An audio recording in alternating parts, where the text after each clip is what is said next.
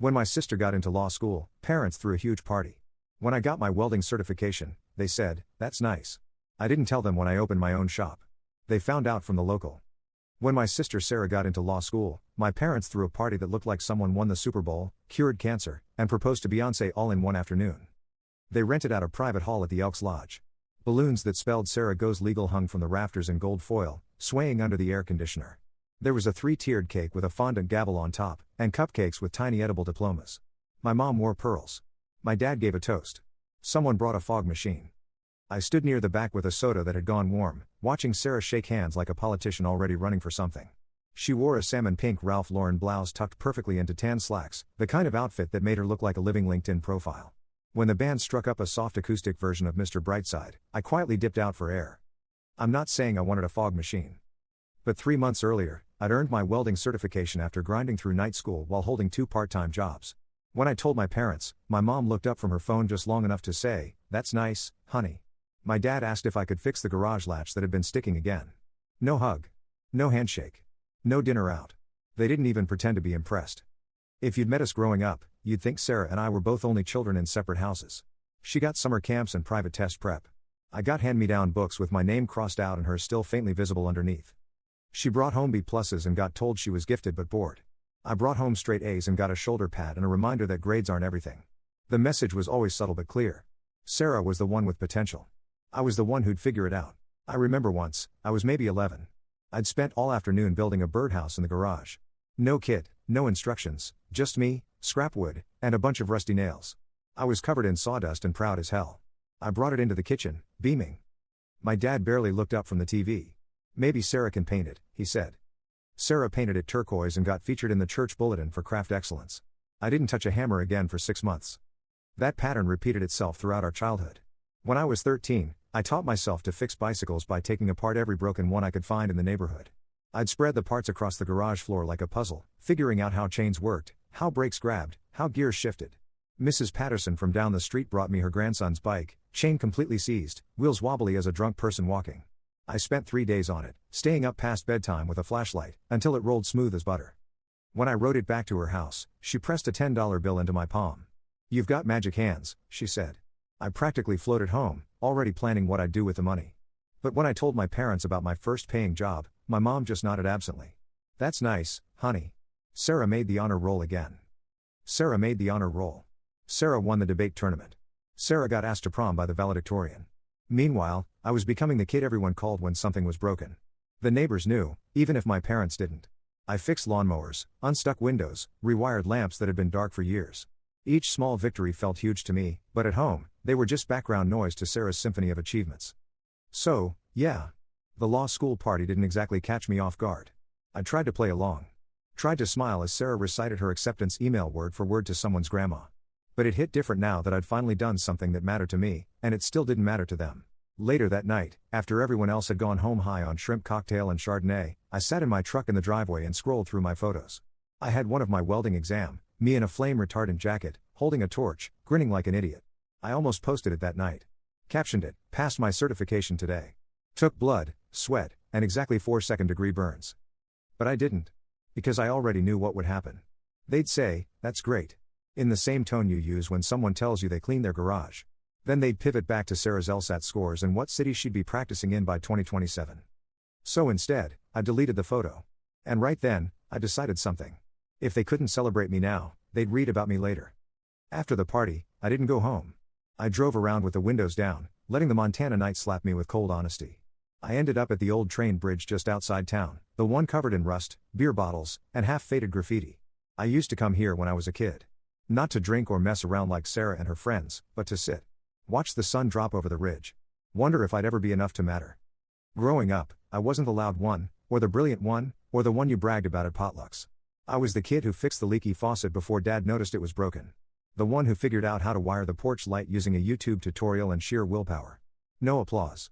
Just, "Hey, that's working again." Meanwhile, Sarah got a standing ovation for remembering to bring her science fair poster board to school. She was polished from the start. Debated teachers in class and still got extra credit, wore cardigans in 8th grade, got asked to mentor the other honor students by 10th. I once got suspended for putting a wrench through a locker door, not out of rage, but because I wanted to see if I could fix the hinge after. I could, by the way. But the principal didn't find that as impressive as I did. Sarah got into Georgetown. I got into Butte Trade Tech after 2 years of scraping together tuition by bussing tables, changing tires, and working weekends at a cattle feed store that smelled like feet and regret. And still, I showed up. Trade school wasn't glamorous. It smelled like burnt metal and sweat. There were days my gloves melted to my skin and nights I came home with my eyebrows singed off. But there was something beautiful about it, the weight of a finished weld, the perfect bead, the hiss of cooling steel. That's where I felt real. Like I was building something that would last longer than anyone's compliments. The instructors were different too. They didn't care about your GPA or whether you could quote Shakespeare. They cared about whether you could lay down a clean pass, whether you showed up even when your hands were still bandaged from yesterday's mistakes. My instructor, Frank, was a gruff man with arms like tree trunks and a voice roughened by decades of cigarettes. He'd been welding since before I was born, worked on everything from oil rigs to art installations. "Kid," he said to me one day, watching me struggle with a particularly tricky joint, "you weld like you're trying to prove something." I paused, lifting my helmet. "Maybe I am." He nodded slowly. "Good. Just make sure you're proving it to yourself, not to people who wouldn't know good work if it bit them in the ass." That advice stuck with me through every late-night practice session, every failed attempt, every small breakthrough. While Sarah was writing papers about constitutional law, I was learning the law of physics, how heat and pressure could fuse separate pieces into something stronger than either could be alone. There was poetry in that, even if nobody would ever frame it on a wall. When I passed my certification, it was supposed to be one of those moments where your life shifts. I imagined coming home and getting a clap on the back, maybe even a cheap sheet cake with my name misspelled. But instead it was, "That's nice, honey." From my mom, eyes still on her phone. And, "Well, can you look at the garage latch tomorrow?" From my dad. I remember I still had my work boots on. My shirt smelled like acetylene. My left hand was shaking from nerves and heat fatigue, but I was smiling. Until I wasn't. I went out that night and bought myself a slice of gas station cheesecake. Ate it in the parking lot of the welding school under one flickering light. There were sprinkles on it, which felt like a cruel joke. I didn't even tell them when I got hired at a local custom fabrication shop 2 towns over. It was a big deal, full-time, real benefits, a boss who knew what he was doing. I remember the shop owner, Wayne, handing me my new gear and saying, "You work like someone who got ignored a lot." I like that. He didn't say it with pity. He said it like a compliment. So I started showing up even harder. Stayed late. Took the garbage jobs just to prove I could. I practiced on scraps after hours. Experimented with techniques I saw in obscure YouTube videos and old welding magazines from the 90s. My hands were always nicked. My nails never clean. But I was proud of the grime. It meant I was building something. The shop became my second home, maybe my first real home. Wayne treated me like the son he never had, teaching me not just how to weld, but how to run a business. He showed me how to read blueprints, how to estimate materials, how to talk to customers who thought they wanted one thing but actually needed another. Most importantly, he taught me that craftsmanship wasn't about perfection, it was about caring enough to make something right. "See this?" Wayne said one evening, running his finger along a weld I'd been struggling with all day. "This right here tells a story. You started confident, got frustrated in the middle, then found your rhythm again. The metal doesn't lie. It shows everything, your mood, your focus, your heart." He was right. Every piece I worked on became a diary written in steel. The nervous energy of my first paying job was there in the slightly shaky beads. The growing confidence showed in smoother, more consistent lines. The anger I felt after particularly brutal family dinners came out in aggressive, almost violent welds that somehow turned out stronger than my careful ones. Wayne never pushed me to share what was happening at home, but he seemed to understand. He'd occasionally slip me extra work, claiming he was too busy to handle smaller jobs that he could have knocked out in his sleep. Those projects kept me fed and gave me something to focus on besides the growing distance between me and my family. Back home, Sarah was making headlines, literally. My mom sent me a photo of her on the university website with the caption, "Local scholar leads legal reform panel." When I told her I'd welded a spiral staircase for a luxury cabin up in Whitefish, she said, "Oh cool. Like that people can walk on." I stopped sharing after that. Not because I was bitter, but because I finally realized they didn't care about what I was doing unless it could be put in a frame and hung next to Sarah's latest article or diploma. So I kept my head down and started drawing the plans for my own shop. If they weren't going to see me, I'd build something they couldn't ignore. It happened 2 days after Christmas. The kind of day where the snow's half melted into gray slush, and everyone's pretending to still like each other through sheer force of leftover ham. We were at my parents' house for the family hangout, which basically meant Sarah would sit on the couch talking about Washington politics while I fixed whatever appliance had died since my last visit. This time, it was the dryer. I was halfway into the laundry room, elbows deep in lint and stripped screws, when I heard them talking in the kitchen. The door was cracked open just enough. "I just worry he's wasting his potential," Mom said. "He's good with his hands." "That's useful," Dad replied. Dad's voice got lower, sharper. "Useful doesn't get you anywhere these days." Look at Sarah, she's going to be arguing cases in federal court someday. Meanwhile, he's welding things. It's not exactly something you brag about at the country club. I didn't move. Didn't breathe. It was the kind of sentence that sticks. Not because it's surprising, but because it confirms what you've suspected all along. They didn't hate what I was doing. They just didn't think it mattered. I finished the dryer without saying anything, walked out with my jacket zipped and my dignity holding on by a thread. Sarah was still lounging, talking about summer internships in DC, some opportunity to sit in on real litigation. My mom clapped her hands like she just discovered fire. I left before anyone even noticed. That night, back at my place, I sat at my tiny kitchen table staring at the plans I'd sketched for my dream shop. Iron and Ember, that was the name. I'd been playing with the idea for a while, but suddenly, it didn't feel like a dream anymore. It felt like a necessity. No more waiting for them to see me. No more fishing for compliments from people who didn't even recognize the bait. I texted Wayne, my boss, and asked if I could pick up more weekend hours. He responded with, "If you're sure. Got a shipment coming that'll break your back." I replied with a thumbs up and a gif of Rocky doing one-handed push-ups. Then I dug out the envelope where I kept my savings, cash mostly, tucked between welding tips and scrap paper receipts. Every tip, every overtime shift, every side job building railings or fixing trailer hitches for people who paid in beer and $20 bills. It wasn't a fortune. But it was enough to get something started. Over the next few weeks, I became obsessed. I started driving around town during lunch breaks, scoping out every half-empty commercial building. I found one off the highway, an old muffler shop with peeling red paint, and a sign that said, "For lease, inquire within." Like it was daring someone to take a chance on it. I called the number. The guy sounded surprised. "You want to lease that place?" he asked.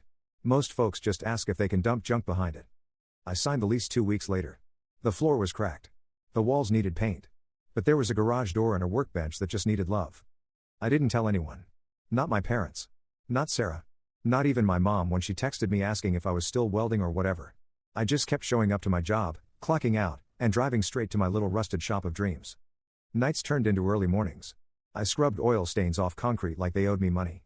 I sanded rust off everything with the kind of focus usually reserved for heart surgeons, and people trying to forget how it feels to be underestimated. Some nights, I'd stand in the middle of the shop, turn off all the lights, and just listen. The silence wasn't lonely. It was mine. In those quiet moments, I'd run my hands along the workbench I'd built myself, feeling every scar from dropped metal, every burn mark from careless torch placement. This space held no judgments, no comparisons, no disappointed sighs. It was just me and the tools and the promise of what I could create. I started keeping a notebook during this time, sketching designs for pieces I wanted to build someday. Not just functional stuff, railings and brackets and repair jobs, but art. Sculptures that would make people stop and stare. Furniture that would last generations. Gates that would make you want to see what was on the other side. The notebook became my secret rebellion. While Sarah was writing law review articles that 3 people would read, I was designing things that would outlast us both. I drew twisted metal vines, abstract flames frozen in steel, benches that curved like sleeping animals. Each sketch felt like a promise to my future self: someday, you'll build these. Someday, they'll see. That was the winter I stopped waiting to be seen and started building something they couldn't look away from. The first few months in the shop were brutal. It was January in Montana, which meant sub-zero mornings and a space heater that wheezed like it had asthma. My breath fogged up my face shield. I wore 3 layers of flannel under my welding jacket, and still felt like I was slow roasting from the inside out. But every burn, every bruise, every inch of grime under my nails, it felt like ownership. I spent nights wiring up lights from salvaged fixtures, installed a second-hand security camera system from a guy on Craigslist who looked like he knew too much about disappearing. Built my own steel sign from leftover sheet stock and spray-painted the name I'd been holding in my chest for months. Iron and Ember Fabrication. No fanfare. No ribbon cutting. Just a man, a welder, and a dream powered by resentment and Red Bull. Business didn't boom overnight. I started small: custom fire pits, grill grates, railing repairs. A couple of jobs from Wayne's old clients who liked the idea of helping a young guy out. I gave discounts I couldn't afford and worked 14-hour days because I couldn't afford not to. Then came the dog gate. An older couple down the street, the Tanners, needed a decorative gate for their giant golden retriever, Moose, who had the destructive power of a wrecking ball and the emotional fragility of a toddler. I designed something from twisted iron bars and maple leaf inlays. When I installed it, Mr. Tanner stepped back, crossed his arms, and said, "Son, that's not a gate. That's a sculpture." They paid in full, tipped in homemade chili, and told everyone they knew. The orders started trickling in, first from neighbors, then from strangers who heard about the welding artist near the highway. People came in asking for porch railings, restaurant signs, bike racks, even an abstract garden sculpture shaped like a flame. I made it in 2 days flat, sleep-deprived and wired on gas station coffee. The woman cried when I delivered it. Said it reminded her of her late husband's forge. That was the first time I realized I wasn't just welding. I was making things that mattered. Word spread differently in a small town. Not through social media or advertising, but through the old-fashioned network of neighbors talking to neighbors. Mrs. Henderson's fire pit led to her sister wanting custom porch railings. The Tanner's Gate caught the eye of a restaurant owner who needed a distinctive entrance sign. Each job built on the last, creating a web of connections I never could have planned. I started getting calls from people who'd heard about that young welder who makes beautiful things. They'd describe what they wanted in vague terms, something elegant but strong or modern but timeless, and I'd translate their dreams into steel. It was like being a translator between the world of imagination and the world of metal and fire. The work was challenging in ways I hadn't expected. It wasn't just about technical skill anymore. I had to learn to listen to what people really meant when they said they wanted something unique. I had to figure out how to make functional things beautiful and beautiful things functional. Most importantly, I had to learn to trust my own artistic instincts, something no trade school had taught me. One evening, working late on a particularly complex sculpture, I caught myself humming. It was the first time I'd been genuinely happy at work, not just satisfied or proud, but actually joyful. The realization hit me like a physical force. This was what I was meant to do. Not just welding, but creating things that mattered to people, things that would outlast both of us. And then came the news piece. A local paper did a weekend feature called Hometown Hustlers, highlighting small businesses that were bootstrapped from nothing. A journalist named Megan came by, took photos of me working on a spiral staircase, and asked questions about why I started welding. I told her the truth. Because I got tired of waiting to be invited to someone else's version of success. She raised her eyebrows at that. A week later, the article went live. Iron and Ember sparks a movement in Butte. They included a photo of me covered in sweat and steel shavings, smiling like someone who finally felt real. I didn't send the link to my parents, didn't bring it up in the family group chat, which, at that point, I had muted for my own sanity. The last message I saw in there was my mom posting a blurry photo of Sarah holding a coffee and saying, "Future lawyer fuels up." Meanwhile, I was fueling up on the kind of grit you don't photograph. But the universe had other plans. Because the day the article hit newsstands, our neighbor Mrs. Peterson, the same one whose grandson's bike I'd fixed years ago, dropped a copy at my parents' house with a note, "Thought you'd want to see this about Jesse." The morning the newspaper hit, I was elbows deep in a commission piece, a modern fire pit shaped like a roaring bear paw, when my phone buzzed off the shelf. I ignored it. 10 minutes later, it buzzed again, then again, and again, until I finally wiped my hands on a rag and checked the screen. 12 missed calls, 4 voicemails, 3 texts from my mother, 2 from my dad, and 1 from Sarah. I clicked open Sarah's first. "Holy shit. Are you in the paper? Is this real?" Then Mom. "Sweetheart, you didn't tell us. Just saw the article. Oh my goodness. Let's talk soon, okay?" Heart emoji. Then Dad. "Well done. Didn't know you were doing all this. Give us a call." Give us a call. Like I was reporting in from a camping trip, not unveiling the business I'd quietly bled into for the last year. I didn't reply. Not right away. I sat down on the welding stool, grabbed a water bottle, and let the moment settle. That kind of silence? It didn't feel empty. It felt earned. The irony wasn't lost on me. All those years of trying to get their attention with report cards and fixed appliances and quiet achievements, and it took a newspaper article written by a stranger to make them see me. Part of me wanted to be bitter about it, to hold on to the hurt of all those overlooked moments. But sitting there in my shop, surrounded by the evidence of everything I'd built, I realized something had shifted. I didn't need their validation anymore. Their sudden interest felt interesting, but not necessary.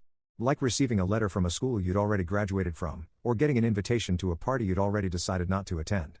Nice, but no longer urgent. The phone kept buzzing. Voice messages from relatives I hadn't heard from in years. Facebook notifications from high school classmates who'd never spoken to me. A text from Sarah's college roommate asking if I could make her a custom wine rack. Everyone wanted to talk to the famous welder now. I turned the phone face down and got back to work. The Bear Paw fire pit wasn't going to finish itself, and my client was picking it up tomorrow. Real work, real deadlines, real people who'd been supporting me long before any article made it official. A few hours later, when I finally texted back, I chose my words carefully. To Sarah, "Yeah, it's real." To Mom, "Glad you liked the article." To Dad, "Thanks." I left it at that. The next morning, they showed up. I just unlocked the shop, still wearing yesterday's hoodie, half a breakfast burrito in my mouth, when I saw their sedan pull up out front, clean, white, and wildly out of place next to my soot-stained pickup and busted utility trailer. Mom got out first. She was wearing that coat she only brings out when she wants to seem presentable for important people, church council meetings, city functions, and apparently, now, surprise visits to her welder son's business. Dad followed, more hesitant. He had that face he makes when he's trying to look impressed but can't quite believe he's supposed to be. I met them at the door, arms crossed, trying to stay calm. Mom beamed. "This place is adorable." Adorable. Like I was running a candle shop out of a barn. I raised an eyebrow. "Thanks." Dad wandered in slowly, looking at the walls. You built all this? Nope, I said dryly. The elves handled it. He gave a short chuckle. Still sarcastic, I see. Still showing up late, I replied. They didn't laugh. We stood in silence for a second too long, the air buzzing with all the things we weren't saying. Finally, Mom broke the tension. We had no idea you were doing all of this. Why didn't you tell us? I wiped my hands on my jeans. Because the last time I told you anything about welding, you asked if it was a real career. Remember that? She blinked. That's not fair.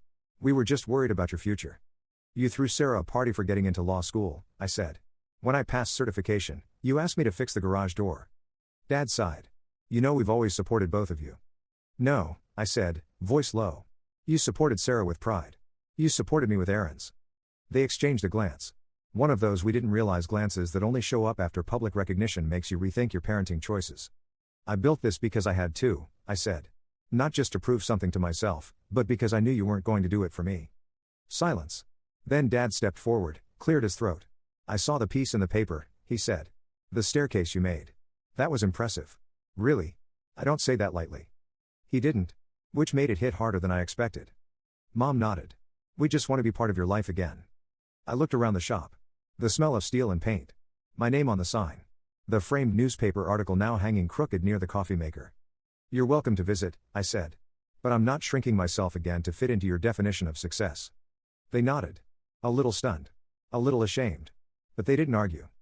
Before they left, Dad hesitated by the door. You ever thought about making one of those big backyard smokers? He asked. I smirked. For you? He raised a hand. Just asking. I let him hang in the awkward silence for a beat before I answered. Depends, I said. You bringing brisket or just expectations? He laughed. And for the first time in a long time, it didn't feel forced. A week after the article dropped, business doubled. Someone must have shared the piece on Facebook because I got 5 quote requests in one morning, 2 for gates, 1 for a bar's custom patio railing, and 1 for a steel memorial bench. The 5th one was from a woman who wanted a statement fire pit that screamed both wealth and trauma. Her words, not mine. I was finally making more than enough to cover rent and material costs. Even started dreaming about hiring someone part-time. Maybe a kid from the trade school. Pay it forward. Then Sarah texted me. Hey, just saw another post about you. You're seriously blowing up. I stared at it for a while. Not because it was mean, it wasn't, but because I couldn't figure out the tone. Was it proud? Surprised? Jealous? I went with neutral and typed. Shop's doing okay. Staying busy. She replied. Crazy. Who knew welding could get you in the paper? And there it was, the slip. I typed a reply twice and deleted it both times. Finally settled on. Crazy, right? Who knew law school could leave you $200,000 in debt?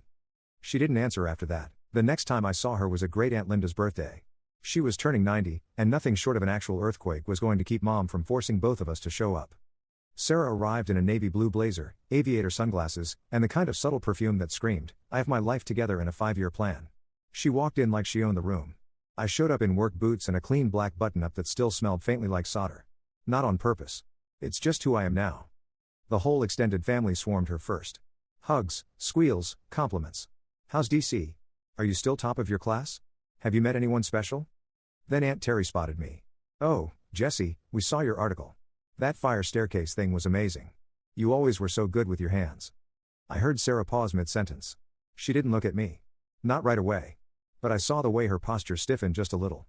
Later, while I was helping fold up plastic chairs, because of course I was, Sarah wandered over and leaned against the wall. Didn't know your shop was doing that well, she said casually. Didn't know you were still in town, I replied. She shrugged. Taking a semester off. Burnout, you know? I nodded slowly. Burnout? Yeah. I've heard of it. Usually happens after 80-hour weeks and heatstroke. She forced a laugh. You always had jokes. I always had a job, I said. She raised her eyebrows. What's that supposed to mean? I turned toward her. It means I worked while you were building your LinkedIn. I sweated through classes with no AC while you got internships with catered lunches. You got fruit baskets for passing exams. I got calluses. She held up her hands, all soft-palmed and lotion smooth. Fair. For a moment, we just stood there. 2 siblings who were never really siblings together. Same blood, different planets. Then she surprised me. I'm not good at stuff like this, she said. But what you've built, it's legit. I blinked. She looked down at her shoes. Sometimes I wonder if I'm just doing what I'm supposed to. You though, you seem like you're actually living it. I didn't know what to say. So I just nodded. We weren't friends. We weren't rivals. We were something in between. Before she walked away, she added one last thing. If you ever need a legal contract drafted, I'll do it pro bono. And just like that, my sister offered me something without trying to outshine me. Progress, I guess. 3 months later, I threw my own party. Not out of spite, not to prove anything, but because I'd hit a milestone I once thought lived in the realm of impossible. My first year of Iron and Ember ended in profit. Real profit. Not just rents paid, ramens covered, survival. I'd paid off the loan for the shop's new compressor. Bought a plasma cutter with cash, and for the first time in my life, I could look at a calendar and not flinch at the first of the month. So I decided to celebrate quietly, honestly, my way. No tent, no cupcakes with gavels, just a smoker full of ribs, cold drinks in a tub, and a dozen friends who'd seen the worst and showed up anyway. Wayne came, wearing a leather vest that looked like it had survived a war. He handed me a rusty old wrench and said, "It's cursed. I thought you should have it." Jo brought her homemade mac and cheese and told me she was proud of me in that low-key, no eye contact way that hits harder than any Hallmark card. Even Mrs. Tanner came, moose too, wearing a simple red bandana. She handed me a photo book of all the projects I built around town, printed off Instagram and wrapped in a kitchen towel. And for the first time ever, I didn't look around the gathering and wonder who wasn't there until my phone buzzed. "Mom, saw the invite on Jo's page. Looks like a lovely gathering. We're happy for you, sweetheart." Dad separately, "Hope those ribs are the good kind. Maybe next time you'll invite us." I stared at the messages for a moment, then slid the phone into my back pocket. Not because I was angry, but because I'd finally stopped living for applause that never came. After everyone left, I sat on the shop's front step. The sky was streaked in purple and orange. My boots were off. Bruno, the mutt Wayne gave me last winter as a guard dog, who mostly naps, was snoring beside me. The silence felt like peace, not absence. I looked around at the walls I'd painted, the beams I'd reinforced, the tools that had outlasted my doubts. Every inch of that space had been earned in sweat and splinters.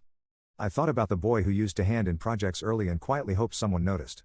Then I thought about the man who didn't wait anymore. That night, I opened the shop's back door, turned up the old stereo Wayne left behind, and danced like an idiot in my welding boots. Just me. No spotlight. No audience. And for once, that felt like enough. Spring came late that year. Snow clung to the sidewalks like it had rent control, and everyone was tired of gray skies and boots with no grip. But inside the shop, something had shifted. The old place didn't echo anymore. It sounded full. Tools clicked. Metal hissed. Jo's brother, who I'd brought on as part-time help, cursed under his breath while wrestling with a rail job. Bruno snored from his bed next to the heater like he owned the lease. A local high school kid named Eli hung around on weekends, shadowing us for school credit and asking 100 questions that reminded me of me at his age, curious, quiet, and waiting to be seen.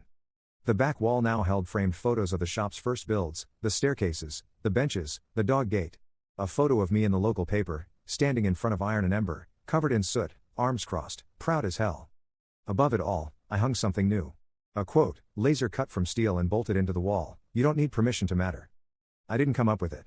Wayne said it once, half drunk and fiddling with a busted MIG gun. But it stuck with me. Especially now. Because the thing about being overlooked your whole life, it makes you build foundations that don't need approval. They don't need validation. They just hold.